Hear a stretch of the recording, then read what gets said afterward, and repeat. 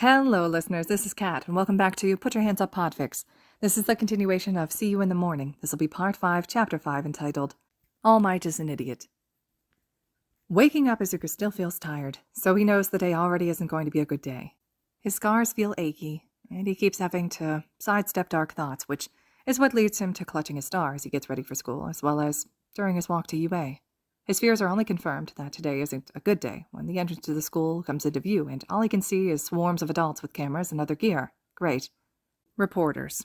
Thankfully, before Izuku gets mobbed out by the entirety of the crowd, because his mood really wouldn't be able to cope, he happens to spot a newsperson wearing a blue star on the pocket of their dress shirt. A man beside him is also wearing a red star, as an earring upon Izuku's closer inspection. Pulling his necklace out from under his clothes, Izuku approaches the couple who seem to be chatting quietly while glancing around them at the rest of the crowd. I like your stars. They both turn to stare at Izuku, which, for once, doesn't make his skin crawl with the need to get away or attack. He just feels seen. These two are safe, after all, for Izuku. He sees the exact second they take in the exposed red star and his Q&C red sneakers. The two fond smiles take over their features. Thank you. I like your shoes. I have a pair just like them at home. The blonde man with the American accent replies. He's the one wearing the red star earrings. He's the reason the other man is wearing a blue star. People only get a blue star if given by someone in the Quirkless community, after all. Is there any way that you could help me get through the crowd? Izuku looks down at the ground. I don't like being touched by strangers, and all the questions would be a lot for me. The other two seem to understand exactly what Izuku is leaving unsaid. The blonde wearing a face of empathy, likely having experienced similar things as Izuku and relating. The dark-haired partner resting a hand on the Quirkless man's shoulder in support before speaking up. Well, we can't promise it'll be smooth sailing, but Tyler and I could disguise you as one of our crew. And with that, the blue-starred man passes over his company jacket for Izuku to slip on over his school uniform. He takes off his tie, shoves it into his pants pocket, before being led through the crowd, flanked by the couple. When Izuku gets to the entrance, he turns to look at the two before glancing down at the company jacket in worry. Keep it, kid. I can easily get another one. If you ever want a free coffee, come find me at Quirky Cafe. I can't just not thank you both for the help. Okay, kid. Have fun at school now. Stay safe. Tyler, the quirkless blonde, ruffles Izuku's green hair before grabbing the other's hand and walking back into the crowd of reporters. Izuku had honestly forgot that today was foretold to be a bad day after meeting the nice couple, so he was rudely reminded when he entered the homeroom class, only for everyone to fall silent and stare at him. What the fuck? The jacket was already stuffed into Izuku's backpack, and his tie was back on, his star hidden once again under his uniform, so what? Then he sees Ida's uncomfortable expression, and Kachan's pleased one. Obviously everyone else had been informed of Izuku's quirkless status, because right, today is a bad day. He walks to a seat behind Kachan while everyone watches in complete silence, though he doesn't notice any outright hostile expressions from the few people he glances at on his way to his chair. Are you actually quirkless? I thought the quirkless were mostly dead or old. The lisping voice of one of his classmates echoes through the class as people glance away from him to, presumably, look at the speaker. Turning, Izuku sees the tiny fucker from yesterday who wouldn't stop leering at all their female classmates. What's it to you, perv? Izuku has no patience for potential rapists. He had enough brushes with them while interacting with quirked people. Besides, the short dude didn't really seem all that hero-like yesterday, and showed little creativity with his quirk, a real shame. What do you mean, what's it to me? The quirkless are dogs, and should never be allowed to enter school like this. UA is for the best of the best. Not some underdeveloped casualty in the waiting. I'm surprised you even lived this long if you really are quirkless. The situation is almost funny to Izuku. He's heard the same type of speech plenty of times while at school or other activities, or even just when trying to attend the local fair one time. But still, ouch. Izuku really had been hoping UA would be different from past schools. I'm here because I passed the exam, just like you, perv, though you probably hid like a coward when the zero-pointer appeared. So again, what's it to you? It's none of your business, and doesn't matter anyways. You shouldn't be here, you quirkless freak. That's why it matters. You should go die in a ditch instead of wasting space in a school like UA. Some of us actually will accomplish things, unlike your filth. Wow. Just wow.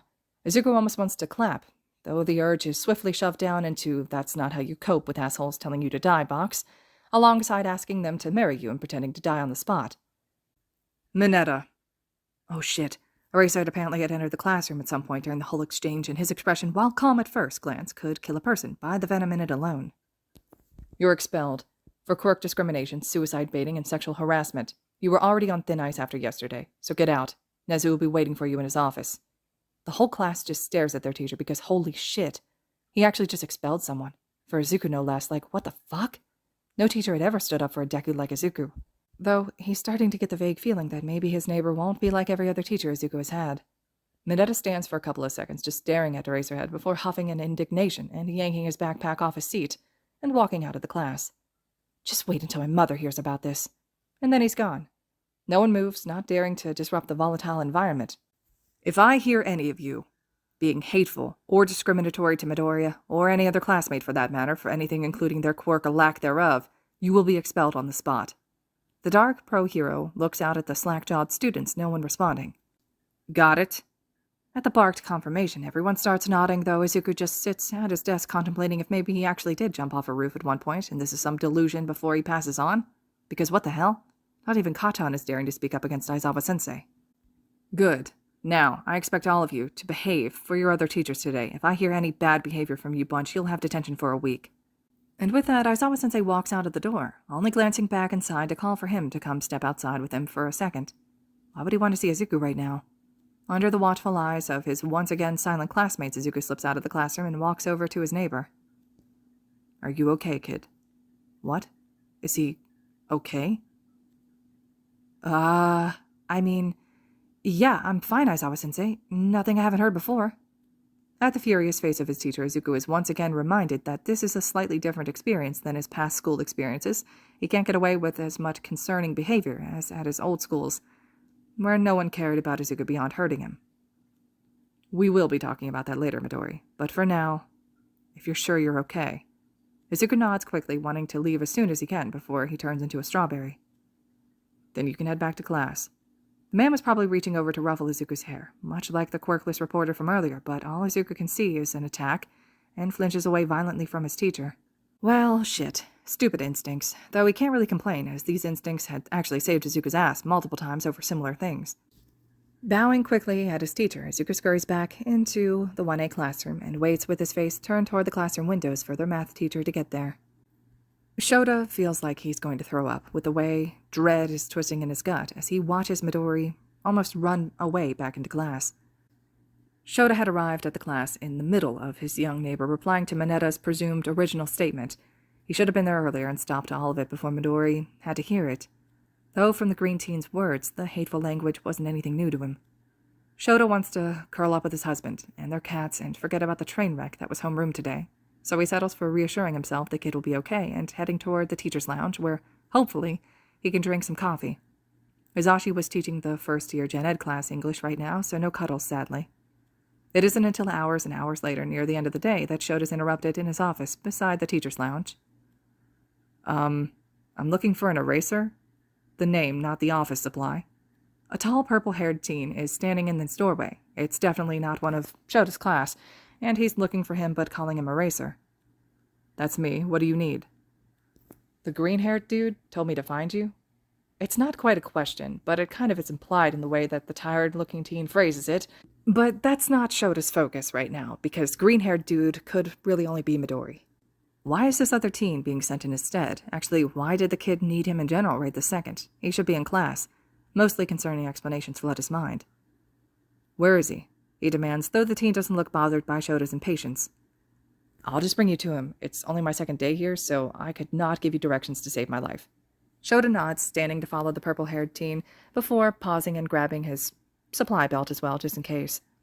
They swiftly make their way toward the battleground beta, but before they actually arrive there, the teen starts to lead him slightly away from it, walking down the long, twisting hallways of UA. Eventually, the teen stops and Shota peers around his guide to see his neighbor curled up in the corner of the hallway, perfectly still. Thanks, kid. You can head back to class now. He walks towards the green teen cautiously, trying to gauge if he's hurt anywhere, but can't see much beyond his hero outfit, which vaguely reminds him of tactical gear mixed with a ninja, and his hair, which has a little horn-like antenna sticking out from the curls. He notices that the kid isn't actually still. His shoulders and body are shaking, and the sound of silenced sobs are reaching Shota's ears as he gets closer. All observations which are very concerning considering the kid was supposed to be in a class, not bawling in the hallway alone. Izuku was having an okay time for most of the day. Math with ectoplasm went well, and the teacher was really nice as far as teachers go, even accepting Izuku's finished assignment at the end of class without any complaints. English with present mic was kinda weird considering Izuku knows that The man is terrified of bugs and likes to sing Disney songs while in the shower, from the stories Erasermic had told him during their signed conversations, but Yamada-sensei's class was also nice, and pretty easy considering Izuku had learned English when he was little, so when his dad had called, he'd be able to speak with him. He never called, though. The man had seemed surprised by Izuku's proficiency at the language, but the teen had gone quiet when the class again started to stare at him, which is stupid considering they weren't staring at Ida or Yayorozu, who could both also speak the foreign language fairly well. Midnight's art history class was interesting if nothing else, just because everything the woman did was very theatrical, though he didn't appreciate whenever she would throw her whip around, making him flinch where he sat. Thankfully, she started to tone it down by the end of class. So Izuku's day had been going okay, that is, until All Might came charging into their classroom, yelling his catchphrase, and posing like an idiot. The rest of the class had been cheering and gushing about the man's hero uniform, but Izuku could barely breathe. The last time he had seen All Might, the man had told him his dreams of being a hero were idealistic at best, and that he should be more realistic and look at other jobs more suited to the quirkless. Then left Izuku on the top of a very tall building after being told to take a swan dive by Katon only hours prior. So Izuku thinks his body is right for its panic, but any attention is also bad attention, and everyone here would obviously take All Might's side if the man decided he didn't like having to teach a quirkless kid. So Izuku forces himself to breathe, forces himself to walk to ground beta with the rest of his class and change into his hero suit in one of the bathroom stalls, stopping for a second to admire his vision for his hero suit coming to life before him, in the mirror of the bathroom. A skin-tight, flexible, reinforced black bodysuit that goes up to his chin for maximum protection as well as camouflage, emerald green stitching sewn into the fabric where needed as an accent detail. An altered, ultra-flexible, tactical vest goes over his bodysuit and holds much of the weapons that he's trained in. His arms have dark green bracers on the forearms so he can deflect attacks without risking injury. He has black and dark green tactical boots, though each have a red star on the outside of his ankles because he couldn't just not include the red star in his suit. He has a mask which resembles the wasp's full helmet headgear with black metal and 2 short prongs on either side of his head, loosely resembling laid-back ears or even horns, which helps increase his hearing ability as well as has a couple of other systems built in. All in all, Izuku loves his suit, especially since the helmet can retract almost completely into just the horn-type protrusions, which connect behind his ears. The whole thing distracts him from the whole All Might situation for a couple of seconds before Ida calls for him to hurry up so he won't be late. All Might explains the activity as planned, a heroes versus villains all-out battle simulation with random pairings and teams of 2. Honestly, Izuku wonders if the hero even has his teaching license because this is a mess. They've had 0 safety training or battle training. Someone is definitely going to get hurt, but the man doesn't seem to care because Recovery Girl will be on standby to heal those hurt. He's an idiot. Then the pairings are drawn, and Izuku doesn't have a partner after Mineta was expelled earlier that day, so All Might claims he'll just have to sit the exercise out for today. It's for the better, my boy. The rest of your classmates have quirks, so you'd only slow them down or get hurt anyways. Best to sit it out with me for today. I'll speak with Nezu later about your participation in this course. Which translates to vaguely, you're weak and fragile, sit here for today, and I'll get you moved out of the hero course after school today so I don't have to teach you. Fuck you, All Might. All Might Sensei, no offense, but I will be participating in this activity. You could put me with another group and have a pairing of 3. It wouldn't cause any problems. But that would be unfair to all groups in that simulation if you were to join one of the pairs. Wow, chill the fuck out. Your quirkism is showing. What about the pair I was supposed to be fighting? Are you going to have them sit out as well? Of course not, my boy. They'll be split into other 2 pairings so that we'll have rounds of even groups of 3. This training is important after all. Frustration wells up in Izuku as he resists the urge to scream at All Might's contradicting words. The rest of the class just shifts uncomfortably behind the 2 as they talk. Fine. I'll just fight my opposing pair by myself. That way everyone gets to participate and our timing isn't off for the school schedule by cutting down the amount of rounds to prevent from ending too early. He's really trying not to freak out All Might, but the man is really pushing his buttons on top of already stressing him out just by reminding him of that day constantly with his presence. The man finally pauses before seeming to realize that Izuku won't be backing down from this, and sighing. Fine, young Midoriya, you will be a group of 1. Then the man turns his attention to the rest of the class, who still look deeply uncomfortable. Now, everyone, these will be the teams fighting each other. Team A and Team J, please make your way to the battlegrounds. Of fucking course, Izuku's fighting Kacchan and Ida by himself. Not like he can back down now, though. He would never be allowed to participate ever again if he did. He'll just have to avoid Kacchan and get to the bomb as quickly as possible. The round starts. Everything's okay. His helmet display is showing Kacchan and Ida on the 3rd floor, near the back wall of the building. So, padding forward, Izuku makes his way around the outside of the building, toward where now just Ida is standing. Thank Kami he had a heat detector installed into his helmet.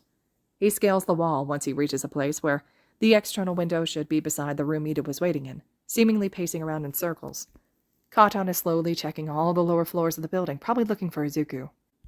He slips inside the window with ease, only having to slide the lock into place with one of his knives from his tactical vest. He creeps along as silently as possible, trying to figure out how exactly he's going to get the bomb and win the round, when a vent catches his eye on the wall beside him. Perfect. "The hero wins!" All Might's voice announces over the comms, just as Ida spins around to see Izuku crouch beside the bomb with his hand resting against it. "Good job, Midoriya. I commend your win, though how did you get in here?" Izuku glanced upwards at the open vent grate not far from where the bomb is resting. Honestly, he's starting to think that maybe he isn't too bad, just a teacher's pet and bad at communication. He also probably had never interacted with the Quirkless population based on the fact that he's from a big Daylight pro-hero family. Sadly, just as Izuku goes to compliment Ida for his acting, as it truly had been a pleasure to watch Ida play out the part of a villain while crawling through the vent above him, Katon bursts into the room and immediately launches himself at Izuku while yelling, "Bakugo! Bakugo, stop this at once! Let Midoriya go!"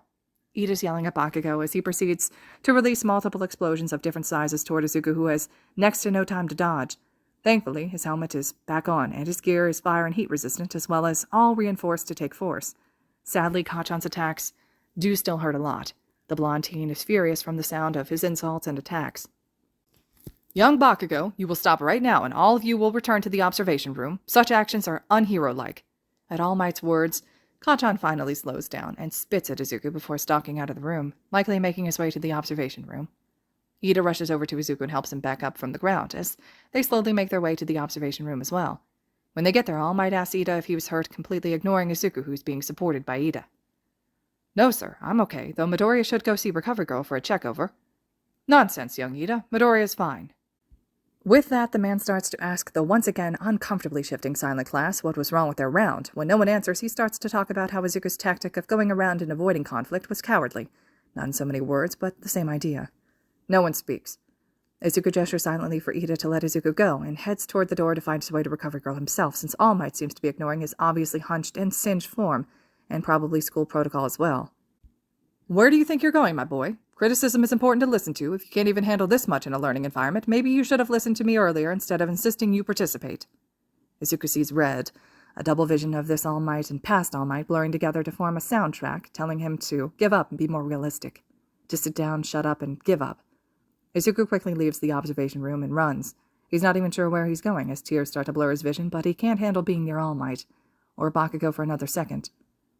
He just wants to be alone. Alone is safe. No one can hurt him when he's alone. Everything's blurring together, and Izuku could swear he hears the leader from the alleyway chuckling while telling Hito that they'll have plenty of fun hunting Izuku, and amongst the insults from his past peers and teachers, neighbors, and passers-by. Suddenly, Izuku is on the ground and groaning, his injuries stinging even more. What the fuck did he just hit? Looking up, Izuku sees a purple-haired teen also knocked to the ground across from him holding a bathroom pass. The teen is cute, Izuku's muddled brain decides before going back to his panic attack. Eraser would probably be able to help Izuku. Izuku can barely breathe. He can't see. Is he drowning? His heart feels like it's failing. Maybe he's having a heart attack. Oh, Kami. Oh, Kami. Where's Eraser? He needs Eraser. Eraser. Time fades in every sense of the word, and the next thing Izuku feels is a gentle tapping on his upper arm, just above his bracers. What is that? It's rhythmic, and Izuku knows it from somewhere. What is it? Oh, that's it. It's a breathing pattern. But who? Why? Suddenly, Izuku can hear again, beyond the thunder and crashing of his head. There you are, kid. Just breathe. Follow my breaths. Just like this. In 1, 2, 3, 4. Hold 1, 2, 3. Now out 1, 2, 3, 4. Just like that. Come on, Midori. You're safe. You're safe. Is that Eraser? His voice cracks and sounds like shit from the crying and gasping, but looking up at the man in question, you would have thought that he had just said the man had won a cat. Yeah, it's me, kid. How are you feeling? Does anything hurt? Feeling exhausted and now calmer, having someone Izuku vaguely knows will protect him, he just nods slowly, making his teacher frown, which has Izuku tensing up because even with the tentative building trust he has with the Racerhead, he's still a teacher. Teachers frowning at Izuku has never ended well in the past. Those smiles were sometimes worse. Okay, kid. I'm going to pick you up and take you to Recovery Girl. Hang on. Tell me if I'm hurting you. And with that, Izuku finds himself being carried by his neighbor/teacher past the cute purple-haired teen from earlier and toward the school infirmary. He's warm. This is nice. Within 1 second and the next, Izuku slips into unconsciousness, curled into his teacher's capture weapon.